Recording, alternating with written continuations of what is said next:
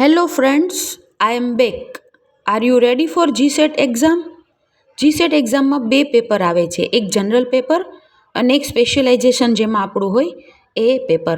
આપણે આમાં ઇકોનોમિક્સ છે એ એઝ અ સ્પેશિયલાઇઝેશન સબ્જેક્ટ લીધું છે. તો આપણે જનરલ પેપરમાં રિઝનિંગ ઘણા આવે છે, તો એક રિઝનિંગનું સેમ્પલ જોઈએ. તો રિઝનિંગમાં હું આપની સામે એક શ્રેણી મૂકું છું, જેમાં 2, 10, 30, 68 અને એક્સની જગ્યાએ શું આવશે એ આપણે શોધવાનું છે. જેમાં આપણે 4 ઓપ્શન આપેલા છે: 48, 130, 120 અને 68. હવે આપણે આ રિઝનિંગનો આન્સર જોઈએ. તો કોઈપણ સંખ્યાનો ક્યુબ કે ઘન કરી અને એમાં એ જ સંખ્યા ઉમેરવાની છે. તો 1નો ઘન વત્તા 1, 1નો ઘન 1 આવશે, 1 વત્તા 1 બરાબર 2. એવી જ રીતે 2નો ઘન વત્તા 2 એટલે 8 વત્તા 2 બરાબર 10.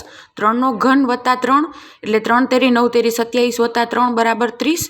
એવી જ રીતે ચોકે ચોકે 16 ચોક 64 પ્લસ 4 એટલે 68. અને એવી જ રીતે 55 25 50 125 પ્લસ 5 બરાબર 130. એ 130 આવશે.